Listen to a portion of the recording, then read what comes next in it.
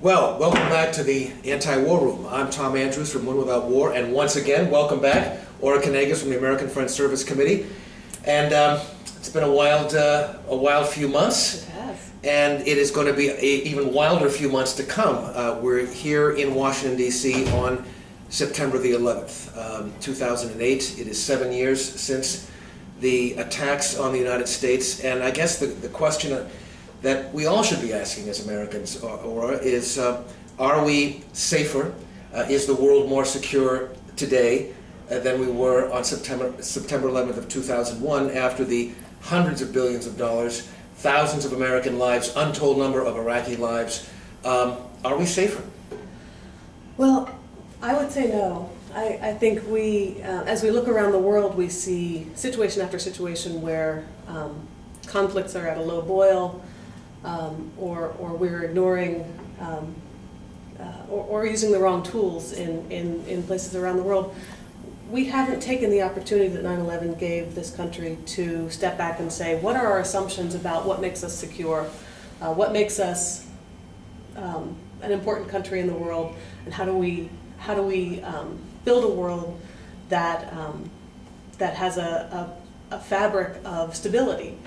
And of course, there was Le Monde, the front page of Le Monde in Paris, the day after "We are all Americans." The world was so united to support, and this whole idea of collective security that came out of the ashes of World War II, that together as a world we would address collectively threats to our security through international law and through institutions like the Security Council, of course, all of that. Instead, we've worked on building fences and locking our doors and figuring out how to kind of clamp down as a country. We've gone to war.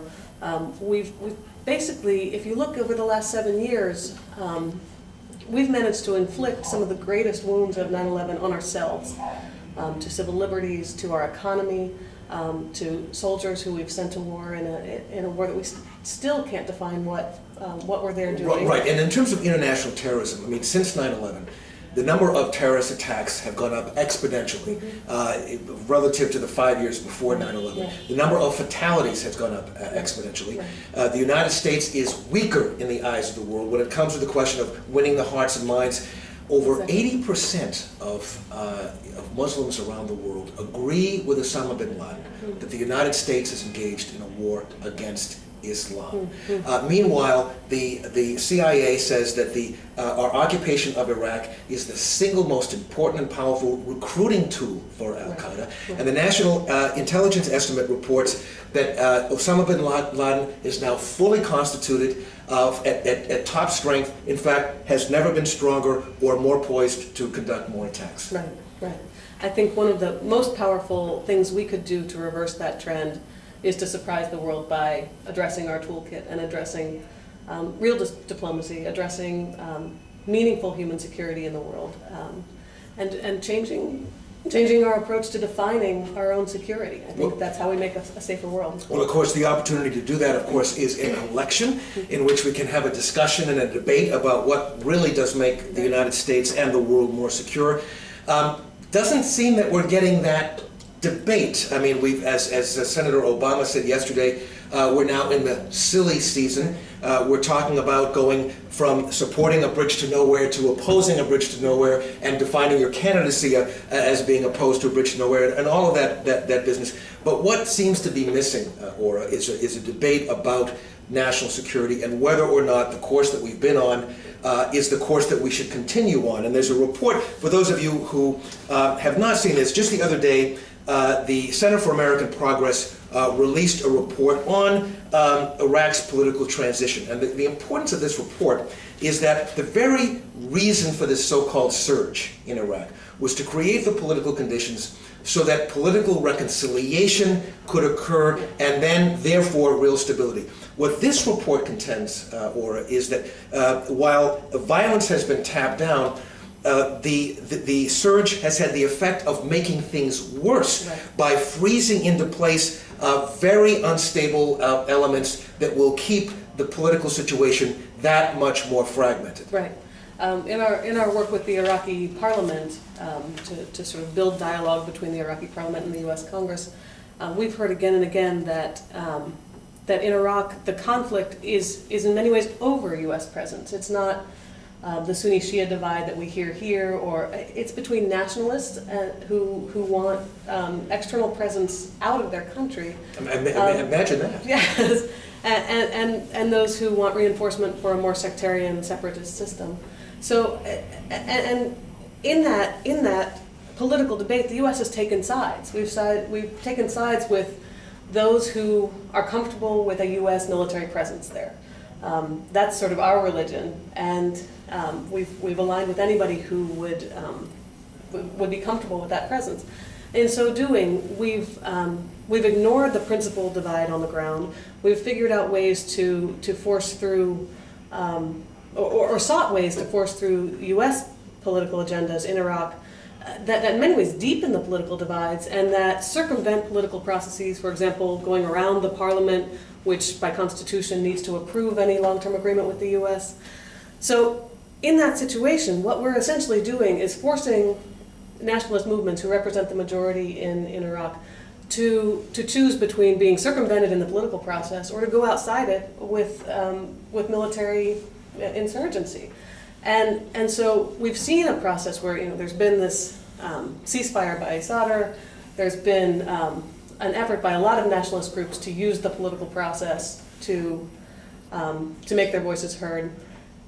If we work around that, not only will the surge not have worked, we will have found ways to amplify by many, many times the conflict in future. And so the question for the candidates in this election is not, did the surge work or not? The question is, what will you do to build the peace? Because the next president is going to have an incredibly difficult job of supporting reconciliation in a country where our primary goals as a country have not generally been facilitating reconciliation. It's been a sort of our way or the highway approach. Right. And of course, the overwhelming number of Iraqi citizens are opposed to the U.S., the presence of the U.S. troops.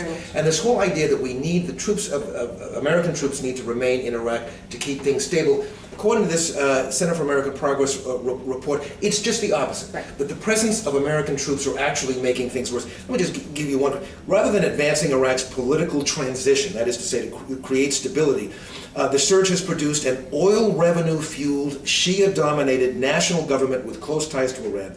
This national government shows few signs of seeking to compromise, share meaningful power with other frustrated political factions. The surge has set up a political house of cards.